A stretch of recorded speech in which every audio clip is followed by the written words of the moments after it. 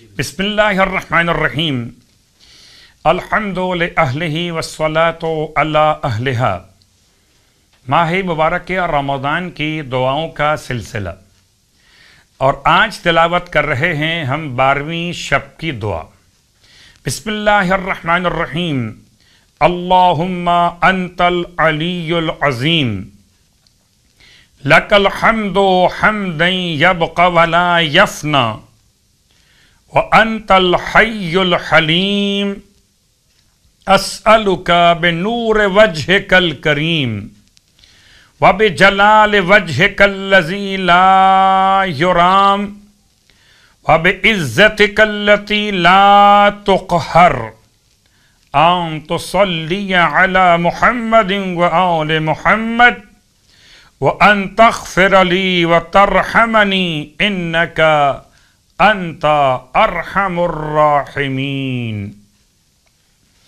शब की दुआ की तिलावत के बाद 12वीं शब की नमाज मौलाए कायनात अली इब्न अबी तालिब अलैहिस्सलाम की और रिवायत के ज़िल में इरशाद फरमाते हैं कि 12वीं शब में 8 रकत नमाज पढ़ी जाए, 2-2 रकत करके, जिसकी हर रकत में अल्हम्द के बाद 30 मरतबा 30 टाइम 30 मरतबा सूरह इन्ना अनज़लना की तिलावत की जाए।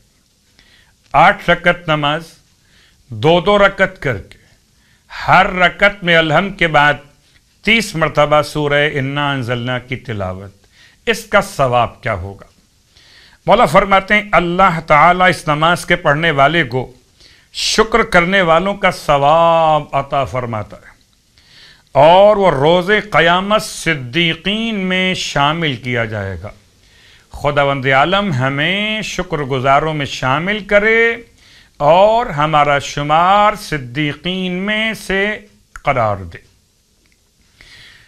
12वें दिन के रोज़े का सवाब सरकार ख़त्मी मरतबा सल्लल्लाहु अलैहि वसल्लम की रिवायत के ज़ेल में इरशाद फरमाते हैं, 12वें रोज़े की बरकत से खुदा तुम्हारे गुनाहों को हसनात में बदल देगा और तुम्हारी नेकियों को दुगना कर देगा, और हर नेकी के बदले 1 लाख नेकियां और अता करेगा। परवरदिगार हमें इस रोज़े के सवाब के हुसूल की तौफीक अता फरमाए।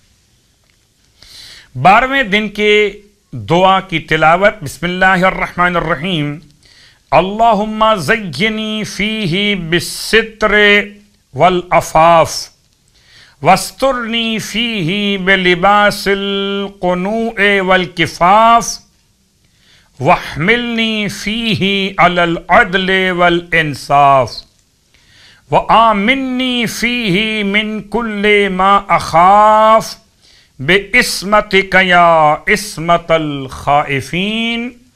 और इस दुआ के साथ आज आपकी खिदमत मुक़द्दस में जो नमाज पेश की जा रही है वो नमाज है नमाज उसरत, तंगदस्ती दूर करने वाली नमाज, और इसका सिलसिला भी किताब मकारिमुल अखलाक से ही नक़ल किया जा रहा है। इमाम जाफ़र सादिक़ अलैहिस्सलातु वस्सलाम इरशाद फरमाते कि अगर कोई ऐसा अम्र इंसान के लिए वाक़ हो जाए जो बहुत मुश्किल हो, तो ज़ोहर के वक्त में 2 रकत नमाज पढ़े। 2 रकत नमाज की नियत नमाज उसरत बजा लाता हूँ क़ुर्बतन इलल्लाह। रकत अव्वल में अल्हम्द के बाद सूरह तौहीद की तिलावत और सूरह फतह की इब्तिदाई 3 आयतों की तिलावत, यानी बिस्मिल्लाहिर्रहमानिर्रहीम के बाद आयत नंबर 1, आयत नंबर 2, आयत नंबर 3 सूरह मुबारक अल-फतह, सूरह फतह 3 आयत की तिलावत सूरह इखलास पढ़ने के बाद, और रकत दोम में अल्हम्द के बाद सूरह इंशरह की तिलावत, यानी अलम नशरह लक सदरक, इस सूरह की तिलावत रकत दोम में अल्हम्द के बाद। कहते हैं उलमा कि ये नमाज बहुत मुजर्रब है, پریشانی اور مشکلات کے خاتمے کے لیے پروردگار تمام اہل ایمان کی مشکلات و پریشانیاں بحق امام صادق علیہ السلام دور فرمائے۔